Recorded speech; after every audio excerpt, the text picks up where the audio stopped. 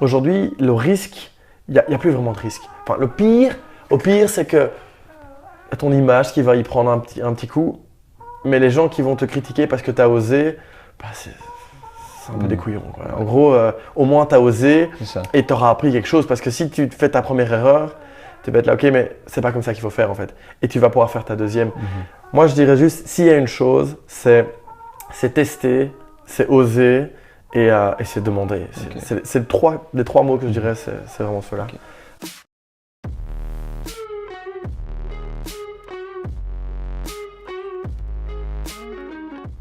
On est parti. Tout d'abord, Jim, merci d'avoir accepté mon invitation. Avec plaisir. Bienvenue dans ce podcast. Je t'ai invité parce que tu as fondé Smoovin. Est-ce que tu peux expliquer ce que fait ta startup et présenter ce que vous faites? Bien sûr. Donc, Smoovin, en fait, c'est une plateforme qui vient aider les propriétaires à faire leur gestion locative. À partir du moment où leur bien est en gestion, et en location, ils doivent faire une gestion. Et on est venu un peu automatiser cette tâche récurrente à faire. Ok. Et voilà. Donc ça facilite vraiment, si moi je veux mettre un appartement en location, je le mets sur Smoovin et tout est automatisé, tout est géré? Alors, c'est plus... En fait, aujourd'hui sur le marché, il y a deux possibilités. Soit tu le fais tout seul, et donc tu t'occupes de mettre ton bien en location. Une fois qu'il est mis en location, il faut s'assurer que le paiement soit fait, que tu reçois bien ton loyer. Il faut que tu fasses tes indexations éventuellement, ton calcul de charges, il faut que tu fasses ton suivi. Tu as beaucoup de choses à faire. Il y a du temps. Ou alors, tu payes quelqu'un pour le faire, les agents immobiliers, qui coûtent beaucoup d'argent. C'est entre 5 et 10% des loyers. Donc, c'est très confortable parce que tu ne le fais pas, mais ça coûte beaucoup d'argent et l'objectif de l'immobilier, c'est généralement la rentabilité. Et donc, voilà. Et en fait, il y a eu cette espèce de dominance depuis toujours de l'agent immobilier. Et aujourd'hui, on s'est dit, mais aujourd'hui avec la technologie, c'est pas normal qu'on puisse pas apporter une solution qui vient se positionner entre les deux, qui aide le propriétaire pour un moindre coût.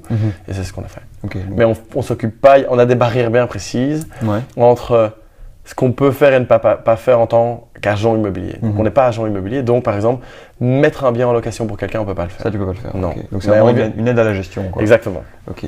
Et ça facilite aussi la vie aux locataires ou c'est uniquement centré sur le propriétaire? Aujourd'hui, c'est que centré sur le propriétaire et on va tendre à essayer de faciliter la vie du locataire. Ne serait-ce que pour, par exemple, il a une obligation de transmettre des documents. Alors, c'est la croix et la bannière pour déjà courir après ces documents pour, après ça, les transmettre pour être sûr qu'il est bien reçu, etc. L'idée, c'est qu'on va essayer de mettre une plateforme commune aux deux, c'est de centre où ils vont venir tout communiquer, partager leurs informations, partager tout court. Et ça sera le but ultime. Donc, ça facilite vraiment la location, ce qui est génial. Enfin, moi, j'ai loué un appart, là. Enfin, pour la première fois, j'ai vraiment loué un appart et c'était une galère pas possible, quoi. J'ai trouvé ça hyper compliqué. Enfin, je ne suis pas en tant que propriétaire, évidemment, je suis en tant que locataire, mais déjà en tant que locataire, c'est compliqué. Donc, mais il y a 1000 papiers, il y a la garantie locative, il y a le papier d'assurance, il y a le bail, il y a le bain. Moi, je n'imaginais pas que c'était aussi complexe. Donc, en tant que propriétaire, en plus de ça, tu as le stress des possibles impayés. Donc, mais il faut aussi penser que le locataire est fort protégé en Belgique, fort protégé. Et donc, un propriétaire, si le locataire du jour au lendemain décide de ne pas payer, par exemple, s'il n'a pas enregistré ses baux au niveau de la commune, c'est pour sa poire, quoi. D'accord. Il est perdant. Et s'il ne sait pas ce qu'il fait, il dit « Ah, mais moi, je vais résilier le bail, mais il le résilie trop tard. » C'est pour sa pomme aussi. Et il y a plein de règles comme ça qu'il doit respecter. Et s'il ne les connaît pas, et il y a la majorité de gens qui ne la connaissent pas, voilà, quoi. Et comment ça se fait que le locataire est beaucoup plus privilégié que le Parce qu'il y avait des abus des propriétaires où ils faisaient un peu ce qu'ils voulaient, ils imposaient le loyer qu'ils voulaient, ils régnaient un peu le tout. Et donc ils ont voulu serrer la vis, mais ils l'ont un peu trop serré. Maintenant, en cas de problème, c'est le propriétaire qui est un peu dans la... Et comment est-ce que l'idée vous est venue? Vous, en tant que propriétaire, vous avez été... Enfin, je ne sais pas si tu es propriétaire, mais est-ce que vous avez été confronté au problème? J'étais propriétaire, j'ai vendu, mais pas pour la raison que ça m'embêtait ou quoi que ce soit. Mais je vais juste préciser, je suis cofondateur de la société, donc il y a Michael Philippard, c'est ce que j'avais demandé, de fois qu'il l'a lancé. Donc l'idée en fait est venue, c'est lui qui vient, dont l'idée vient. Il travaillait chez BNP Paribas, Fortis. Important. BNP Paribas Fortis, dans lequel il y a un pôle innovation. Et dans ce pôle innovation, ils étaient occupés à lancer un projet qui était, grosso modo, de mettre en commun les propriétaires qui n'ont pas le budget pour pouvoir acheter un bâtiment qui est plus important. En disant, moi j'ai 200 000, mais 200 000 c'est qu'un quart du bâtiment, mais j'aime vraiment ce bâtiment. Et donc ils vont les mettre en commun, ensemble. Et l'idée c'était de les mettre ensemble pour ça. Le problème c'est qu'ils faisaient le boulot de promoteur immobilier, mais ils ne gagnaient pas d'argent. Mais en rencontrant les propriétaires, il s'est rendu compte qu'il y avait un autre souci, qui était la gestion locative. Et donc, il en a parlé. Et BNP a dit, ah, mais ça a l'air intéressant, regarde si ça marche. Et si c'est validé, tu peux partir et voler de tes propres ailes. Et voilà, on leur a fait un test, quoi. Ce qu'il a fait, donc il a validé avec le projet. Ok, ça a marché. Et puis moi, j'étais dans une autre start-up avant, qui était dans une application dans la construction, autre chose. Et ça faisait 5 ans que j'étais dans la start-up. Elle était déjà plus du tout une start-up. Et donc, j'ai décidé de partir. Et là, je l'ai rencontré. Et puis, on a dit, ok, go. Moi, j'ai un peu de connaissances dans les start-up, 1. 2, dans la construction et l'immobilier, parce que ma famille aime bien l'immobilier. Et le tout en tout, on s'est dit ok go, et donc je l'ai rejoint, et moi je m'occupe principalement du business development. Et donc quand j'ai rejoint la startup, c'était dans l'idée de dire ok maintenant go, on la lance officiellement sur le marché. Elle n'était pas officiellement sur le marché avant. Il y avait 2 clients et demi ou 1 client, et c'était juste pour tester. Et puis quand moi je suis arrivé, on a dit ok maintenant on lance ça, et on essaie d'augmenter le chiffre. Vous l'avez développé à partir du moment où... Enfin, avant, si je comprends bien, c'était un peu avec des bouts de scotch, quoi. Vous testiez vite fait. On va faire avec un seul client pour voir si notre business fonctionne vraiment, etc. Si c'est viable, entre guillemets. Le fait est que dans un monde parfait, on arrive à faire un produit qu'on vend directement. Mais ça, c'est dans un gros monde parfait. Le fait, c'est plus qu'on a une idée sur papier. Et ensuite, on trouve des gens qui sont prêts à tester l'application ou qui sont intéressés par le produit, le projet. Et à ce moment-là, tu peux commencer à développer une mini première version, il y a des retours qui sont faits, puis tu adaptes, etc. Et donc, la première version a été construite basée sur ces retours. Et puis, tu en arrives à une version OK, qui est vraiment OK, qui n'a pas coûté cher au développement, qui est utilisable et surtout vendable. Tu essaies de vendre pour arriver à un certain objectif, pour dire OK, là, il y a une réelle traction. Maintenant, je peux éventuellement faire une levée de fonds ou je peux dire je refais une nouvelle version de l'application basée sur tous les feedbacks. C'est de la méthode Lean en fait. C'est ça. Qui prend le feedback. Mais je pense que ça maintenant aujourd'hui les startups dans les apps, dans toutes ces plateformes, etc. Il n'y a pas le choix. Ils doivent fonctionner en ligne. C'est pas toi qui décides où va aller ta plateforme. Tu as de l'idée de base et c'est les gens qui décideront, tes clients qui décideront vers où elle doit aller. Donc au final, il ne faut pas être trop convaincu de son idée. Il faut être ouvert aux avis extérieurs pour la faire pivoter et l'adapter à ce que... Il y a plutôt intérêt, Ça peut être très bloquant si jamais tu es trop fermé en disant non, mais ma plateforme doit faire ceci. Par exemple, l'exemple typique chez nous, c'est qu'on voulait faire du B2C et du B2B. Parce que les agents immobiliers, il y a 2 logiciels qui existent pour eux, mais c'est des dinosaures qui sont là depuis des dizaines d'années, super difficiles d'utilisation, pas du tout pratique, installés en dur sur l'ordinateur, enfin une cata. Et moi, je dis, je veux faire le B2B parce que c'est les plus faciles à les toucher dans le sens où, déjà, il y a un listing. Et de 2, ils connaissent le métier. Ils savent que si on leur dit, tu gagnes 1 heure, ils savent valoriser cette heure voilà. Mais on s'est rendu compte qu'au final, leur demande était trop spécifique et donc demandait trop de développement. Donc, on a mis, on vous met de côté pour le moment. Mais donc, on a été obligé d'écouter et si on était resté têtu, on aurait perdu de l'argent et du temps, et donc c'est pas le but. C'est une obligation. Il faut juste rester à l'écoute, parce qu'au final, c'est eux qui payeront. Donc il faut plutôt les écouter. Et donc vous bousculez vraiment le marché de la gestion immobilière. De l'immobilier. Est-ce que les gens ont râlé? Par exemple, je suis agent immobilier, je vois Smoothie débarquer. Est-ce qu'il y a des agents qui sont venus les reports, etc. Enfin, je ne vais pas dire que vous avez reçu des menaces de mort, mais est-ce que... Les gens, alors c'est un peu toujours la même chose. Quand tu crées quelque chose dans un secteur qui est relativement calme et qui n'a pas beaucoup évolué, on va t'embêter, c'est certain. Et donc dès le début, on a eu une lettre de IPI. Donc l'IPI, c'est l'organisme des agents immobiliers. Donc tout agent immobilier qui doit faire des études et recevoir un numéro IPI pour avoir l'autorisation de pratiquer l'agent immobilier. Et on a reçu une lettre de leur part qui nous menaçait de nous attaquer en justice parce qu'on exerçait la profession d'agent immobilier illégal. Et puis on a été les voir, on a gentiment été discuter, on leur dit écoutez, quel est le réel problème? Vous faites vous agissez en tant qu'agent immobilier. On était là, mais non, on a développé une solution qui aide les gens. Donc nous, on prend aucune décision, on prend rien du tout. Et bref, il a essayé, un peu en discutant avec nous, de nous mettre des bâtons dans les roues. Et au final, il s'est vite retrouvé bloqué puisque qu'on faisait rien. Oui, c'est ça. Après, il a bien délimité le fait qu'on a des barrières à respecter, ce qui est tout à fait légitime, mais c'est très facilement contournable. Le premier, le deuxième sales, soit qu'on engage, ça sera un agent immobilier, il aura son numéro IPI et puis c'est fini. Ouais. Mais aujourd'hui, on n'a pas d'IPI, donc soit. Oui, et puis il y a des agents immobiliers, ça c'est certain. Enfin, si je dois donner une différence de budget, le loyer moyen en Belgique, c'est 750 € plus ou moins. Donc un agent immobilier va prendre entre 5 et 10%. Mais il y a un minimum de 75 € en général. Okay. Mais nous, on coûte 5 €. Eux, c'est 75 par mois et nous, c'est 5 €. Ouais, et donc, le fait qu'ils vont d'office critiquer, ils vont toujours critiquer, mais c'est comme ça, c'est comme ça. Après, je pense pas qu'il faut les considérer comme des ennemis, puisque parce qu'il y a des agents immobiliers qui font de la gestion, qui nous ont envoyé des clients. Au final, ils sont pas prêts à payer les 75 €. Est-ce qu'ils peuvent aller chez toi? Évidemment, avec grand plaisir. Oui, c'est ça. Et vice-versa, si quelqu'un nous dit qu'il a des demandes trop spécifiques, moi, je les renvoie chez un agent immobilier. Je pense qu'on peut être à deux sur le marché. Ça peut être complémentaire. Je pense. Mais de toute façon, j'ai entendu une phrase qui dit que si tu ne gênes personne, c'est que ce que tu fais compte pas vraiment. Ça, c'est possible aussi, Mais le métier d'agent immobilier, je ne vais pas dire qu'il est un peu attaqué en ce moment, mais il n'a pas bougé. Il n'a pas bougé depuis très longtemps. Et j'ai interviewé il y a une autre personne qui est passée dans le podcast qui, eux, font des visites virtuelles des biens immobiliers. Ouais. Donc, tu n'as même plus besoin de te déplacer avec un agent pour aller voir un bien. Tu peux être chez toi sur ton ordi et visiter le bien avec une caméra. C'est RH Média. Ouais, okay. Et ce métier-là est clairement pas en bonne position, j'ai l'impression. Non. Il se fait attaquer dans tous les sens. Et le problème qu'il a, c'est que c'est un secteur pour une grande partie peut être facilement automatisé grâce à la technologie aujourd'hui, visite virtuelle, la dématérialisation des contrats, la dématérialisation des documents.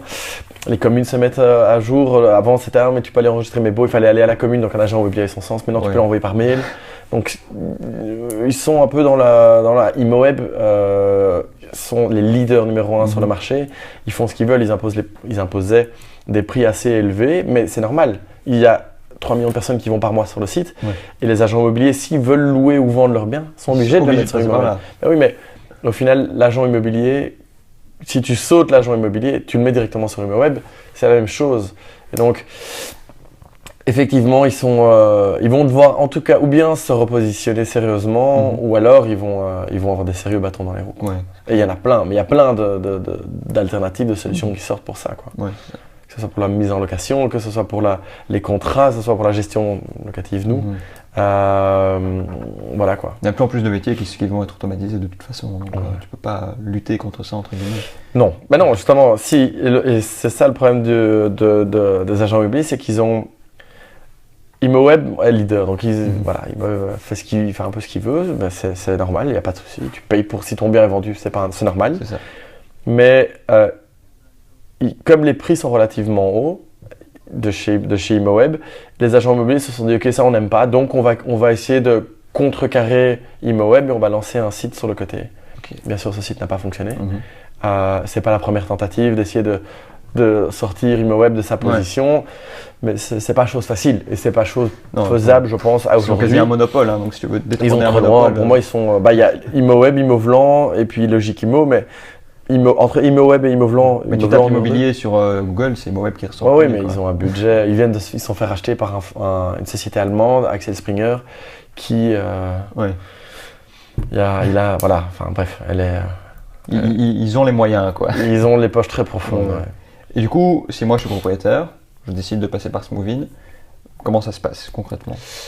Alors concrètement, c'est vraiment pas compliqué. Ça c'est un peu l'avantage. L'idée c'est que pour que cette solution fonctionne, elle doit être simple. Alors comment ça fonctionne? Tu as mis ton bien en location, tu as trouvé des locataires et donc tu as besoin d'un bail. Soit tu as déjà un bail, les baux c'est super facile à trouver, tu les trouves sur internet. Notre site, tu peux les télécharger gratuitement sur le site aussi. Tu complètes ton bail. Et puis tu me contactes, tu t'inscris sur le site ou tu me contactes si tu as déjà un compte, voilà. Et on va alors mettre ton compte en place. Grosso modo, tu nous envoies le bail, idéalement c'est le plus simple. Quand tu nous as envoyé le bail, alors là nous on va créer ton compte, paramétrer le tout. C'est assez simple mais on le fait pour un onboarding le plus simple possible pour l'utilisateur. Et puis on va devoir te faire signer un document qui autorise l'application à faire le suivi des loyers automatiques. Une fois que tu as signé tout ça, tu n'as plus rien à faire.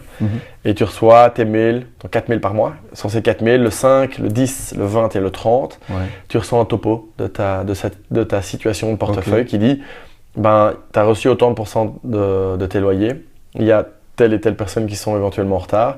Tu peux faire cette indexation-là par exemple, et tu cliques et tu seras ramené dans l'application si tu peux prendre une action. Et donc c'est vraiment, l'idée c'est ce qu'on dit, ne te tracasse de rien, attends ton mail et tu jugeras par rapport à ton mail. C'est ça, ok. Je dois pas courir après l'information, c'est l'information qui vient à moi. En tout cas. Ok. Et du coup c'est hyper automatisé. Vous aviez toutes les compétences pour développer une telle plateforme au tout début, je veux dire, c'est quoi votre expérience à toi et à ton cofondateur? Non, on n'avait pas du tout toutes les compétences. Donc on avait, Mickaël, lui, s'occupe de tout ce qui est stratégie et produit. Donc grosso modo, quand on dit produit, il va traduire ce que le client ont dit comme besoin en langage, entre guillemets, développeur. D'accord. C'est-à-dire que si le client te dit moi j'aimerais bien stocker tous mes documents, grosso modo c'est qu'on a besoin de développer une gestion documentaire. Donc c'est juste la traduction dans le bon langage pour qu'un développeur éventuel connaisse. Et la stratégie, ça, je ne vais pas expliquer ce que c'est la stratégie. Et puis moi je ne fais que du marketing et du business dev. Et donc grosso modo, je ne dois pas vraiment expliquer ce que c'est non plus, mais je fais que en faire en sorte que la société augmente ses revenus et voilà. Et se faire connaître d'une façon ou d'une autre, avec un budget, ça c'est le marketing, mais avec le budget le moins possible, avoir un meilleur impact. Et on n'avait pas on n'a aucune technique développement. Et donc c'est là où au début on est passé en externe. L'avantage de l'externe, c'est que c'est des missions ponctuelles. Et le désavantage, c'est que ça coûte beaucoup plus cher, ça coûte le double du prix d'un interne, mais tu ne sais pas te payer un interne parce que tu n'as pas d'argent. Donc on a fait en externe. Alors la première application qu'il a faite est OK, très OK. Mais a vite été limitée dans sa flexibilité. Et donc là maintenant on a engagé un développeur. Il y a un développeur qui nous a rejoint en tant qu'aussi cofondateur. Enfin on l'a mis dans le capital parce qu'un développeur c'est un peu les maîtres du monde pour le moment. Si tu es développeur, tu n'as pas de problème. Non, ça c'est certain qu'aujourd'hui ils sont assez demandés. Il y a un bon développeur, ça vaut de l'or et donc tu as tout intérêt à le mettre dans ton capital. Donc on en a un maintenant qui est occupé à l'instant à développer la nouvelle version qui sort en décembre. Et cette nouvelle version va grosso modo simplifier déjà ce qu'on a maintenant, prendre les remarques en compte et venir ajouter une ou deux fonctionnalités. Ok. On va faire une petite pause. Et donc tu parlais de tes deux cofondateurs avec qui tu travailles. Donc chacun a ses propres compétences et vous êtes vraiment complémentaires au niveau des compétences de travail entre guillemets, mais comment tu as su que ça allait marcher avec eux et comment tu t'es dit c'est avec eux que je vais entreprendre et je sais qu'on va former une bonne équipe et que ça va tenir? Parce que une des premières raisons pour lesquelles les startups se plantent en général, c'est qu'il y a un bug au niveau de l'équipe. Comment tu as su que ça allait le faire avec eux? Je ne l'ai pas vraiment su. C'est pas compliqué, je ne l'ai pas vraiment su. L'idée c'est que quand j'ai rencontré Mickaël, après une discussion, on a papoté, je suis venu le voir, je crois un jour à 8h, on a discuté. Et puis j'ai remarqué que lui avait des points d'intérêt qui étaient tout autres que les miens, dans le sens où ce qu'il adore faire, il déteste tout ce qui est vente, marketing, il n'est pas fan, il adore les chiffres. Et il adore un peu transmettre un problème complexe en quelque chose de relativement simple. Donc j'étais là, ok, mais ça c'est magnifique, c'est tout ce que je déteste. Et moi, dans la partie où je suis le plus à l'aise, il est pas à l'aise du tout. Et donc je me suis dit, ok, ça c'est important de dire que chacun a bien ses rôles précis. Et alors tu peux venir challenger l'autre, c'est certain, mais j'ai bien compris dès le début qu'il allait pas trop venir sur mes plates-bandes entre guillemets, et moi certainement pas sur les siens, parce que j'ai d'autres choses à faire. Et je pense que ça c'est le premier critère où je me suis dit ok, ça peut éventuellement fonctionner. Et puis le caractère de l'un et l'autre a vite matché dans le sens où on n'est pas très compliqué. Après je dirais que c'est un risque à prendre, mais ça fait partie de mon caractère où je me dis ok, je fonce et on verra bien ce qui se passe. Parce que si on commence à trop réfléchir, moi je n'aime pas. C'est là où la très grosse différence entre Mickaël et moi, c'est que lui calcule tout et tout est réfléchi. Et donc il est excessivement risque zéro. Et moi je suis l'opposé. Je fonce et puis on verra bien ce que ça donne. Ça marche ou ça marche pas et on apprend de ça et on avance. Donc souvent, les majorités discussion qu'on a, c'est de savoir, moi j'ai dit je veux faire ça, il me dit mais non mais attends parce que, et voilà, et alors au final on trouve un juste milieu qui fait qu'on peut avancer. Donc la complémentarité. Mais du coup, oui, tu as pris un risque puisque tu disais qu'avant tu étais dans une autre startup qui avait survécu. Ouais. Pourquoi est-ce que tu quittes une startup qui a déjà 5 ans d'existence pour te lancer dans un nouveau projet qui est tout jeune et tu sais pas si ça va forcément marcher? Ben pour une seule et unique raison, c'est que j'étais employé dans l'autre startup. D'accord. Donc en fait, quand je suis sorti de l'école, le PDG de la startup, entre guillemets, enfin du groupe qui lançait la startup, m'a appelé, il m'a dit voilà, on va lancer une entreprise, on m'a parlé de toi, est-ce que ça t'intéresserait? Moi, ni dev ni là-dedans, je savais ce que c'était. Je dis écoute, je viens d'être engagé il y a 2 jours, je peux pas. Bref, mon premier job était une cata. C'était du hard selling pur et dur, enfin horrible. Et je l'ai rappelé, je lui ai dit écoute, je suis intéressé de te rencontrer. Est-ce que c'est toujours disponible? Il m'a dit oui, tu viens demain matin. Je dis ok, pas de problème, je vais venir. Je suis venu le lendemain matin, il m'a montré, j'adore la technologie, donc il m'a montré l'idée, c'était un très très bon vendeur, le PDG. Et il m'a vendu ça et j'étais ok, c'est top. Il partait, je lui dis mais écoute, je te réponds quand tu reviens. Il me dit non, t'as 2 jours pour me répondre, sinon je prends quelqu'un d'autre. Wow. J'étais là bon, ok, bref, j'ai directement dit oui. Le lendemain matin, j'ai dit ok, je suis chaud. Et donc l'idée c'est que j'étais le premier employé. Donc le jour où j'ai commencé, il y avait juste le CEO qui avait été engagé et moi. Donc on a commencé à 2. Et puis d'année en année, on a grandi. Donc au début, tu avais vraiment... Bon, tu étais employé, mais tu étais un peu dans le mode... En mode start-up, tu étais limite entrepreneur aussi, quoi. Honnêtement, il n'y avait pas vraiment de différence. Voilà, il n'y avait pas de différence dans le sens où moi, je regarde pas vraiment mon job par rapport à la fiche de salaire. Je m'en fous un peu.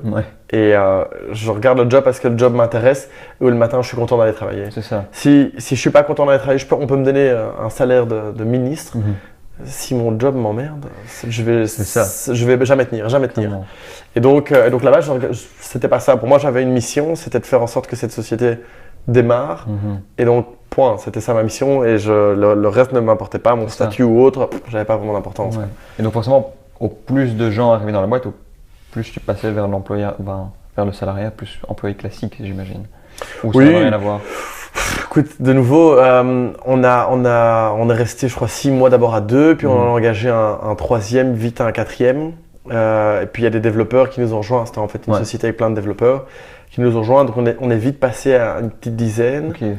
Et pour moi, j'étais toujours égal à toute autre personne dans la société. J'ai pas. C'est pas parce que j'étais le plus vieux que voilà quoi. Ok. Et entreprendre, toi, c'est quelque chose que tu as toujours voulu faire ou c'est vraiment parce que tu as commencé à t'ennuyer et tu t'es dit je vais lancer mon propre truc? Non, j'ai toujours voulu le faire. En gros, quand j'étais à l'école, il y avait les 16 concours Startup Factory là. Non, Startup Academy. Start Academy, exactement. Je l'avais fait 2 années de suite. J'adorais juste le concept de. J'adore créer et j'adore réfléchir. Créer, c'est une autre histoire. Et avoir des idées, j'en ai 1000. J'ai un carnet à la maison avec des idées que je note.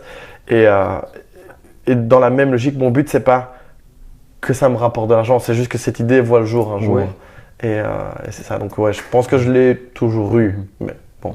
Et c'est t'avais fait quoi comme études? J'ai fait les FEC. T'as fait les FEC? J'ai fait les FEC, mais j'ai fait les FEC pour être très honnête, juste parce que c'était le plus court possible. D'accord, ok. C'est juste pour ça. Les études, ça fait un peu le côté entrepreneur, quoi. Moi, je suis pas fan des études parce que je trouve que j'aime pas le fait qu'on m'impose à étudier quelque chose. Et donc là, c'est vraiment, on te donne J'avais commencé l'ICHEC parce que j'aime beaucoup. À la base, je voulais faire ingénieur parce que j'aime bien comprendre comment les choses fonctionnent. Mais je me voyais mal faire 5 ans. Et donc, je me dis, ok, je vais quand même faire l'ICHEC, c'est un espèce de mélange ingénieur commercial. Et je suis arrivé là-bas et on me donnait des syllabus et on me dit, t'étudies. Je dis, ok, mais est-ce qu'on peut juste m'expliquer à quoi ça va me servir, à quoi ça. Il me dit, on étudie, on t'expliquera ça dans 2 ans. J'étais, ok, mais donc ça ne pouvait pas fonctionner. Donc après 6 mois, j'ai dit, je vais terminer mon année et puis je changerai à l'EFEC qui était beaucoup plus pratique. L'EFEC, c'en est très chouettes études. Mais à la sortie de ces études, on m'a quand même imposé d'étudier des choses et j'étais là, ok, c'est super, mais j'ai beau les avoir appliquées. Quand je suis revenu à l'âge, j'étais là, bon, qu'est-ce que j'ai appris de l'EFEC? C'est j'ai un problème et je sais faire face à ce problème. Ce qui est magnifique pour, je pense, pour la vie d'entrepreneur. C'est j'ai ce problème et donc je vais décomposer le problème pour pouvoir éventuellement trouver des différentes solutions. Et c'est ça que j'ai retiens de l'EFEC. Et voilà. Donc, et Philippe, Michael, lui, il a fait Solvay. Ok. De toute façon, je pense que peu importe tes études, tu n'as jamais fini d'apprendre. Oh non, mais surtout quand tu es entrepreneur. Mais de loin, j'ai appris, parce que dans l'avantage et le désavantage d'une startup, enfin quand tu commences dans une startup, c'est que il n'y a personne pour t'apprendre. Au final, tu es le seul. Ouais. Et mon CEO avait à grand maximum 7 ans en plus que moi. Et il n'avait jamais lancé de startup non plus. Et donc au final, tu te retrouves tout seul et on te dit il faut lancer tout seul et tu te débrouilles. Et donc au final, tu apprends tout seul et tu testes et tu retiens tes erreurs, disant mais j'avais testé ça, ça marche pas. Et puis voilà, et puis tu essaies de retenir. Et aujourd'hui, ce que je fais dans Smobin, c'est principalement tout ce que j'ai fait dans l'autre startup, mais moins les erreurs, quoi. Okay. En essayant moins les erreurs. Et quand tu te retrouves face à un problème, tu sais pas comment le résoudre, où est-ce que tu vas chercher la bonne information? Tu vas chercher dans les livres, sur Internet? Non, les livres déjà. Tu ne lis pas? Parce que en général, les entrepreneurs ont toujours un livre à recommander. Donc, j'ai des livres à recommander, mais qui sont pas vraiment sur l'entrepreneuriat. Mais non, ce que je regarde beaucoup, moi c'est ma mine d'informations, c'est YouTube. Tu trouves tout ce que tu veux. Tu trouves vraiment tout ce que tu veux. Aujourd'hui, si j'ai un problème, la première chose que je vais faire, c'est je vais taper sur Google. C'est la première chose que je vais faire. Et pour voir si quelqu'un n'a pas déjà été confronté à ce problème.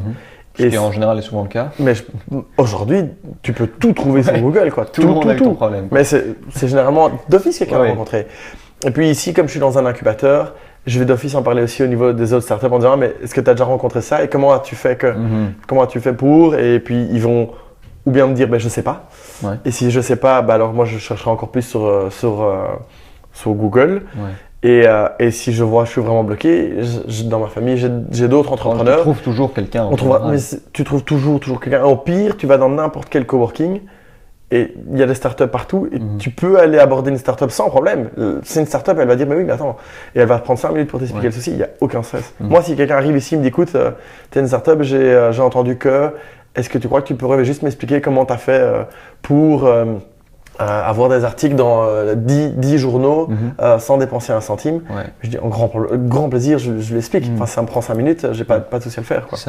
Tu es vraiment dans un environnement qui est hyper dynamique et tu peux trouver de l'aide auprès de. Tout le monde, c'est ça qui est top aussi, quoi. Je pense qu'aujourd'hui, les gens sous-estiment à quel point les gens sont prêts à t'aider. Et malheureusement, quand tu es entrepreneur, tu redécouvres ça et tu dois un peu sortir de ta zone de confort. J'ose pas aller lui demander. Non. Si tu vas pas lui demander, tu n'auras pas l'info. Donc, si tu veux que ça fonctionne, tu vas lui demander. Tu as parlé d'avoir 10 articles dans la presse. Si moi je veux faire ça, comment je fais? Alors, la première chose, c'est que tu demandes autour de toi. La base des bases, tu mets sur ton Facebook. Est-ce que quelqu'un connaît des gens qui travaillent dans une presse? Tu es certain d'en avoir 3, 4, 5 peut-être. Tu leur envoies un email de référencement. Il y a lui qui m'a parlé de toi, est-ce que je peux? Honnêtement, il y a une chance sur 2 que la personne au moins te rencontre. Et si c'est pas un petit article qui fait 4 sur 4 cm, peu importe, ça reste un article. Et c'est une première chose. L'idée après ça, c'est que dans les autres startups, on probablement fait la même chose. Donc eux vont te donner 2 contacts en plus des 4 que tu as. Et tu vas vite arriver à avoir un fichier ou de 10, 15, 20, 50 contacts presse que tu peux avoir. Et puis tu les contactes, faut pas hésiter à aller un peu à la pression. On n'est pas des pigeons. On m'avait dit oui, ça va être trop difficile pour rentrer, etc. Je crois qu'en 2 semaines, j'ai envoyé 3 mails à 3 personnes différentes. Et au final, on a une interview la semaine passée. Voilà. Donc je pense que il faut y aller au culot. Faut pas hésiter. Après, si ton produit est innovant, il faut pas oublier que la presse, elle est à la recherche d'éléments un peu innovants. Oui, ils ont besoin de produire du contenu, ils ont besoin d'écrire des lignes, quoi. Ah, mais c'est certain. Après, les gens réfléchissent toujours de la même façon en disant bon, il y a Le Soir, La Libre, La DH et l'Écho. Bah non, il y a 1 milliard de magazines. Tu peux aller chez le L, tu peux aller dans l'Éventail, tu peux aller dans.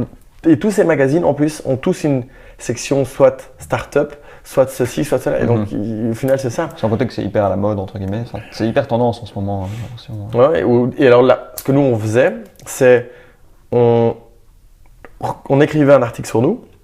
Sur cet article, on le boostait sur Facebook pour que le maximum de personnes le voient. Et puis de là, il y avait des leads qui étaient générés. Et puis, c'est comme ça que ça fonctionne. Après, tu peux aussi y aller au culot. Je sais pas, tu as sûrement vu se passer ça, mais il y a eu un peu un scandale.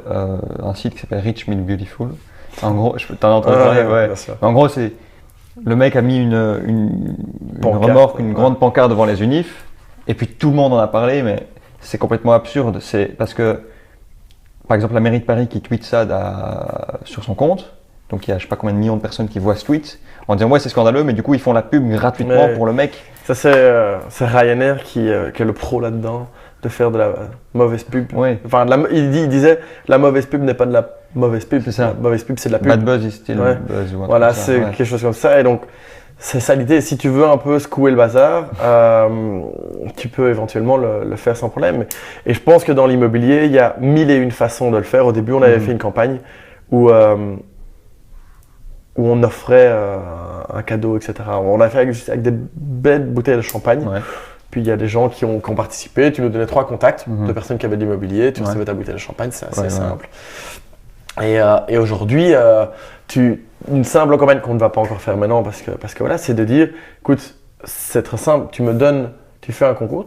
Toute personne qui partage ton application avec X like, tu reçois un iPhone X. Les gens, rien qu'ils entendent iPhone X, déjà, ils tremblent. Et puis le fait est qu'ils vont partager ça et au final, les gens vont l'avoir.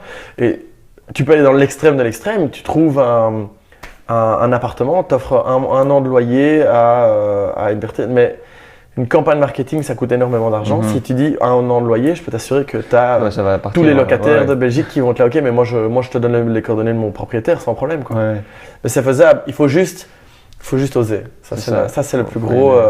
C'est le plus gros. C'est le gap entre Michael et moi qui, moi, je proposais un an de loyer, je le ferai demain. Et Michael maintenant, mais attends, il faut calculer. Et du coup, c'est au coussin, c'est la boîte qui va le payer, quoi. Oui, c'est la boîte qui va payer, mais l'idée, c'est évidemment, si tu dois faire ta campagne suffisamment longue pour qu'il y ait suffisamment de leads qui puissent payer, etc. Puis tu calcules, tu offres pas un loft à 2000 € le loyer. Tu fais un petit appartement à 600 € le loyer sur une année, ça te fait quoi? Ça te fait 7200 €. Ça va encore, quoi. Un placement sur ImoWeb ou une banner, etc. Oui, en marketing, ça coûte une blinde. Si tu veux faire du placement, ça coûte cher. Mais par contre, si tu fais ça, des métros, tu t'arranges avec le métro dans le métro, le journal, pour qu'il relaie un peu l'information sur les comptes Facebook. Mais c'est certain que tu fais un buzz. Ouais. Bon, après, il faut savoir assumer les 7200 € derrière. Mais 7200, c'est pas tu dois calculer le retour sur investissement. Voilà, c'est ça. Alors aujourd'hui, je pense que le risque, nous, on le fait pas. Mais non, si je devais le faire, je le ferais cette campagne.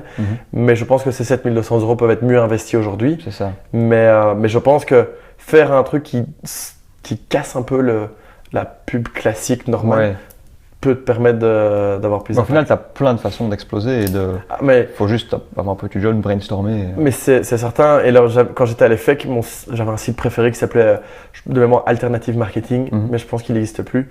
Et c'était vraiment toutes des boîtes qui faisaient du marketing alternatif, comme son nom l'indique. Et c'était chaque fois, il y avait un type où je trouvais ça génial, ils le font encore maintenant plein de fois, c'est sur les trottoirs, il avait mis un spray, un énorme pochoir avec un spray. Et donc dès qu'il pleuvait, l'endroit où il avait mis son spray était hydrophobe. Et donc il n'y avait pas d'eau. Et donc tout le trottoir était foncé, sauf l'endroit. Ah, génial, ouais. Et donc au final, il a fait ça à plein d'endroits dans Bruxelles, enfin à Paris ou à Bruxelles, peu importe. Mais sa pub lui a coûté 2,50 €, quoi. Ouais, c'est ça. Et je trouve ça génial. Tu sors un peu des chemins. Mais évidemment, il y a moyen de faire 1001. Il faut juste évidemment oser et y aller. Voilà, il y a le culot. Aujourd'hui, on fait full partenariat avec des gens. On n'hésiterait pas. Oui, c'est ça. Disant, tu nous ramènes des gens, on te donne des commissions. Et il ne faut pas hésiter à donner beaucoup de commissions pour que ce soit attractif. Et c'est ça qu'on est occupé à mettre en place. Moi, c'est le business development en fait. Complètement. Tu cherches un partenariat. Tout. Il n'y a pas de mauvaise. Tout ce qui peut rapporter du business. Bon à prendre. Tu as parlé de la Start Academy, tu l'as faite 2 fois. Ouais. Si aujourd'hui, moi, je veux me lancer, tu penses que c'est quelque chose de capital à faire, un concours? Est-ce que c'est ultra nécessaire? Non, ce n'est pas ultra nécessaire. C'est une très bonne expérience parce que ça te challenge en très peu de temps. Donc l'idée, c'est que tu arrives avec ton idée. Déjà, il te valide si ton idée est OK ou pas OK. Après, tu as tes pitchs, tu dois pitcher ça de façon très courte et tu as des experts en face de toi. Et puis après, tu dois évoluer dans ton truc. Donc je pense que c'est un très bon entraînement parce que les gens, aujourd'hui les idées c'est pas la chose la plus difficile à avoir avec Google, etc. La plus difficile c'est de faire en sorte que cette idée soit rentable et Et donc beaucoup de gens sont là, ouais, moi je vais créer, je vais raconter n'importe quoi, mais une requête qui va faire un point A, un point B, je sais pas quoi, un peu à la Elon Musk. Ouais. Et le fait qu'ils vont être là, ok, mais comment tu vas faire pour gagner de l'argent? Mais Startup, le concours, il va te permettre justement d'avoir la technique de dire, ok, mais si je le vends 5, il me faut autant de clients. Est-ce que c'est possible vu les parts de marché? Donc tu vois, ça va te forcer un peu à réfléchir. Je crois que c'est un très bon entraînement. Et ne serait-ce que pour t'entraîner à pitcher devant les gens, c'est déjà magnifique. Parce que si tu sais pas pitcher ton idée, il y a peu de chances que tu puisses la vendre. Ça va être compliqué, C'est un peu le… Mais le business model en général, c'est ce que je vois en ce moment beaucoup, c'est ce qui pose problème. Je vois plein de gens qui exécutent des idées, mais ils savent pas comment les monétiser, quoi. Il y a beaucoup de gens qui ont des très bonnes idées.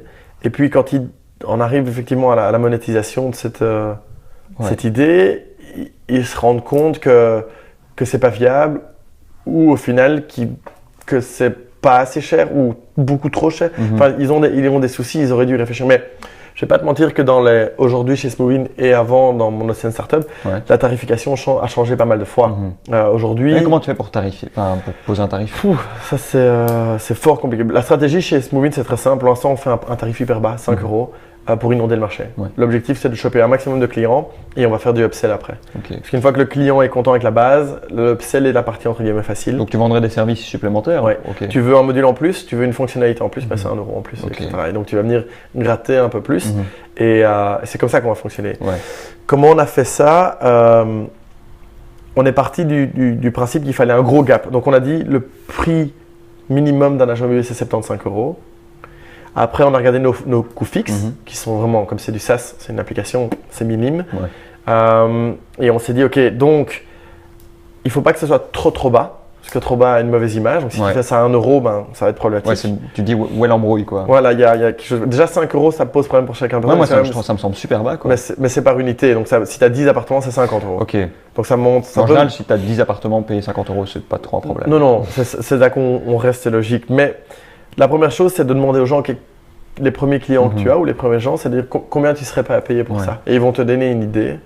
Et puis, dépendamment de ta stratégie, nous, l'idée ici, c'est vraiment d'arriver vite à un volume de clients, enfin un volume d'unités en gestion le plus possible en un court temps. Donc, pour ce faire, il faut un prix bas. Et puis, c'est certain, la nouvelle fonctionnalité qui va arriver maintenant, on va probablement la pricer 1 euro plus cher. Et puis, il y en a une nouvelle qui arrive en début 2018, ça sera 1 euro plus cher. Ça sera déjà 2 euros plus cher. Et donc, tu peux venir aller chercher. Et puis, on va proposer tu veux une assurance? On a un partenariat, donc il y a des rentrées. On va essayer de faire des rentrées un peu partout, quoi. En général, j'ai l'impression que c'est vraiment un problème qui est douloureux pour les propriétaires. Donc, payer 1 ou 2 euros de plus, pour moi, ce ne serait pas un problème du tout, quoi. Non. Il faut voir. Si tu leur dis juste, tu peux mettre une photo de ton appartement là-dessus pour 1 euro, il va être là. Non, mais oui, c'est ça. Ça doit solutionner un pain, quoi. Clairement. Mais c'est certain que c'est là où l'avantage des applications qui coûtent vraiment pas cher, c'est que les gens vont vite se dire 1 euro par bien, mais moi je les paye, c'est certain. Si ça me fait gagner même un quart d'heure ou une demi-heure, 1 euro la demi-heure, il est ok, mais je paye, sans fait, c'est une fois par mois. En plus, c'est 2 euros par an, c'est ridicule, quoi. Pour un bien, c'est ridicule. c'est ça l'idée, c'est là la stratégie de Smooviin, quoi. Après, c'est certain que si tu veux prendre l'assurance locataire et tu prends, eh ben alors, tu paieras ton assurance normalement et tu recevras par exemple Smooviin avec à 5 euros. Bon, le budget est autre, mais c'est faisable. Donc on va proposer 1001 alternatives. Ce que j'essaie de mettre en place maintenant, c'est de proposer aux promoteurs immobiliers qui vendent leurs biens à des investisseurs en leur disant, mais tu achètes mon appartement, tu reçois Smooviin pendant 1 an. Ok, d'accord. Et au final, ils vont le prendre pendant 1 an, c'est très confortable, la gestion se fait automatiquement, c'est génial. Et à la fin, on va dire, mais est-ce que tu veux toujours continuer? Ils vont être là, mais oui, pendant 1 an, j'ai rien foutu. Ça, quoi. Et donc, mais c'est un peu ça que je vais essayer de mettre en place. Oui, après, ils s'habituent à avoir la solution. Donc, c'est pour ça que le onboarding, c'est ça l'idée. Le onboarding qu'on a maintenant est hyper simple. Donc, on fait tout pour le type. Le type n'a rien à faire, il a juste à nous envoyer les baux, on met tout. Il a un pied dans l'application, il reçoit ses mails. Et une fois qu'il reçoit ses mails, on va lui dire, mais est-ce que tu veux continuer? Mais non, parce que si tu veux plus, tu dois retourner à l'ancienne méthode, retourner dans ton Excel, etc. Et donc c'est ça. Donc c'est pour ça qu'on vraiment on les prend par la main. Tu donnes vraiment pour recevoir. Quasi. Ils sont obligés, enfin c'est comme ça qu'on le dit, ils sont obligés de tester l'application 1 mois avant de payer. Et ils me disent non mais je vais prendre l'abonnement. Je dis non. je vous offre le premier mois et basé sur ce mois-là, vous jugez si oui ou non vous voulez prendre ça. Un, ça met un climat de confiance parce qu'on les pousse pas à la vente. Et de deux, ils sont déjà dans l'application au final. Donc ils sont là, mais en fait, je suis bien ici, autant que j'y reste quoi. C'est hyper simple. Pour ce budget-là, je reste. Donc la conversion est hyper facile quoi. Il est déjà convaincu. Donc, la conversion de quand les gens ont fait le test à payant est assez bonne, mais c'est avant ça de récolter les documents et autres, ça prend un peu de temps. Ça c'est notre gros pain à nous. Maintenant, il faut trouver une alternative pour faire en sorte que la mise en place de tout ça soit un peu plus simple. Parce qu'on travaille avec des banques, on fait pas tout. Parce qu'une fois que j'imagine, une fois que la personne teste, pendant un mois, elle est convaincue, mais pour lui pitcher l'idée, pour la convaincre de tester, ça doit pas être évident. Il y a des gens qui sont un peu froids. Oui. Il y a le fait que l'application soit connectée au compte en banque. Il y a des personnes qui soient non, moi ça j'aime pas.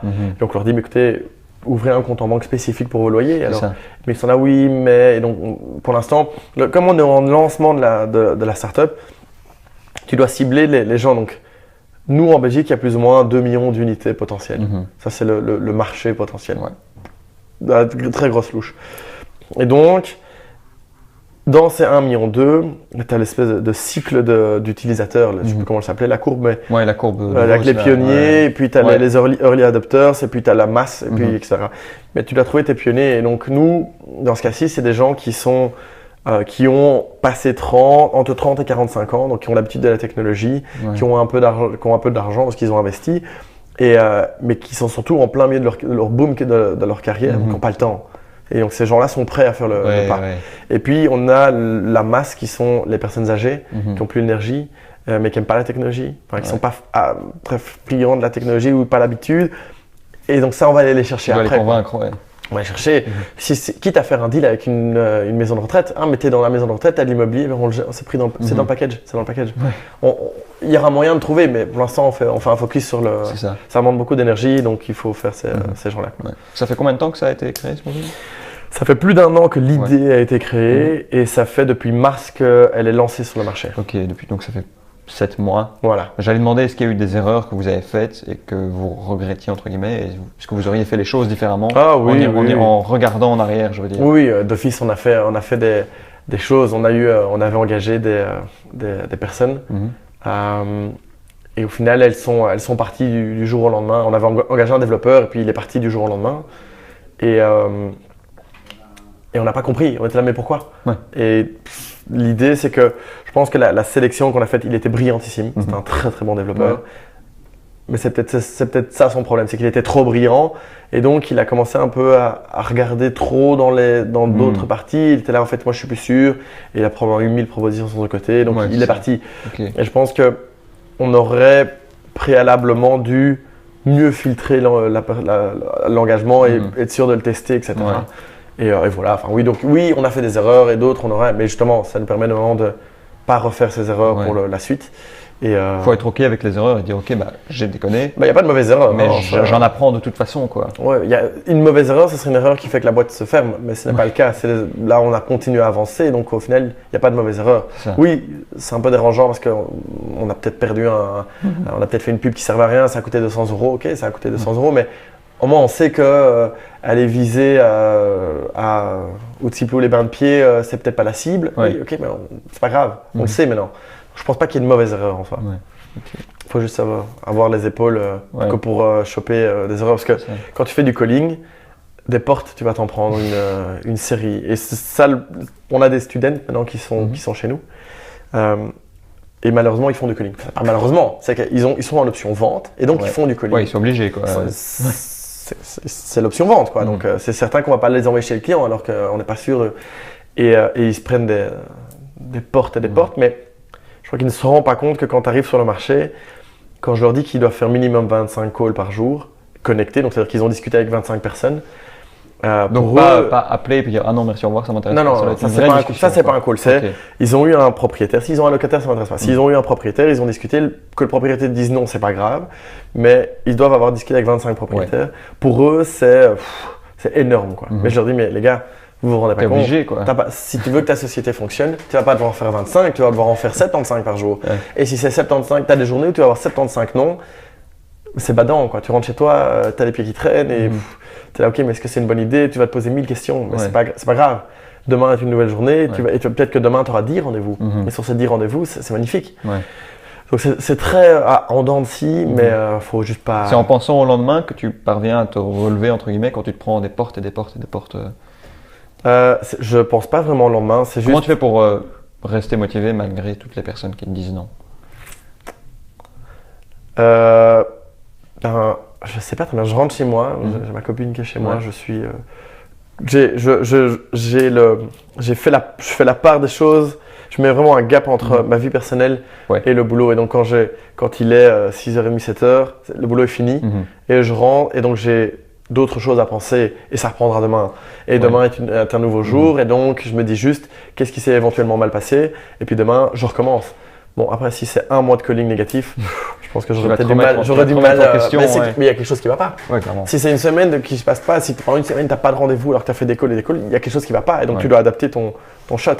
Mais je n'ai pas de technique. Je me dis juste, c'est un mauvais jour. Tu dois toujours te remettre en question et dire, OK, parce que même un seul mot peut faire la différence dans ton pitch. Ah, mais t'apprends vite à avoir un flux. Genre, l'école en question qui m'a donné les stagiaires, ils me disent oui, mais tu dois leur donner un script. Je déteste les scripts téléphoniques. Mais je trouve ça mauvais. Mais c'est pas du tout souple. Mais non, et tout propriétaire fonctionne d'une façon différente et toute personne est différente. Donc le script n'a pas. Ok, tu as une base. Le pitch, c'est le pitch. Et les fonctionnalités, ça reste les fonctionnalités. Ouais.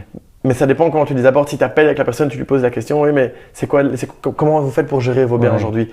Et il vous dit ah, ben moi j'ai un tableau Excel, c'est bien, ou il dit « Ah, moi je sais pas, je fais ça au feeling », mais c'est deux approches complètement différentes. Ton script, il vaut rien. Et donc, bref, là maintenant, ils commencent à avoir le pitch rodé, c'est les students, et ça se voit, c'est ça. Mais ils ont eu, je crois ces derniers temps, 6 ou 7 rendez-vous, alors que pendant 3 semaines, ils n'ont rien eu. Ouais. Mais ces rendez-vous payent, c'est pas toujours des bons rendez-vous. Ils doivent encore un peu qualifier le lead et savoir en fait lui poser les questions. Parce qu'on est tombé dans des rendez-vous où le type voulait nous réinventer notre boulot. On était là, non mais qu'est-ce que vous voulez? Ah mais je vais vous donner des conseils. Ah mais attendez, mais on n'en est pas là pour ça. J'ai d'autres choses à faire à ce moment-là, quoi. Ouais. Et puis je sais pas, des bêtes réflexes, c'est-à-dire par exemple. Et ça, ils ne l'ont pas encore non plus au téléphone. Ah, mais magnifique. Donc aujourd'hui, maintenant, ils doivent prendre des rendez-vous que moi, je vais qualifier par téléphone par après. On ne voit plus de rendez-vous physique. Okay. Moi, je validerai si ça vaut la peine d'avoir un rendez-vous physique. Mais c'est de dire, si la personne est intéressée ou même pas, mais c'est de lui poser la question, le réflexe de lui poser la question. Est-ce que vous connaissez des gens qui pourraient éventuellement être Mais oui, c'est d'office. Mais c'est la question que tout le monde sait qu'il doit se poser, mais tout le monde oublie de la poser ou tout le monde n'ose pas la poser, etc. Mais c'est la règle numéro 1 quand tu lances une boîte, c'est le référencement. Le via quoi. Ouais. Ça, c'est la base des bases. Ouais. Ça, et même, je reviens juste vite fait sur le script, mais quand tu utilises un script, bah, ça se sent et c'est pas du tout authentique. Et moi, si on pitch un script, je vais d'office dire, bah non, c'est bon, il me sort son truc préparé. Là. J'ai dit à l'école, j'ai dit au maître, au prof, j'ai dit que je ferais pas de script. Parce que ça n'a pas de sens de faire un script. Parce que il m'a dit oui, même ça leur donne une structure. Je dis mais la structure c'est le pitch. Ils ont le discours et après au final s'ils savent pas s'adapter. Mais dans la vraie vie tu peux pas, c'est pas structuré quoi. Mais non, si tu vas travailler chez des Telenet et des Proximus, oui tu auras des scripts, ok super, mais test achat et tout, oui. Mais c'est pas ça la vie. Enfin, aujourd'hui, on aura un script quand on sera en scale-up et qu'on sera en ligne droite et qu'on aura fait prouver par A plus B qu'on est en start-up. Donc, j'ai pas de script. C'est ça. Même moi, mon pitch change à chaque appel. Donc, je n'ai pas la science infuse à ce niveau-là, quoi. Ouais.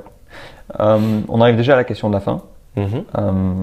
Si tu avais un conseil à donner à quelqu'un qui veut se lancer, que ce soit à la fin de ses études, pendant ses études ou après avoir travaillé pendant 3-4 ans, ce serait quoi ton conseil?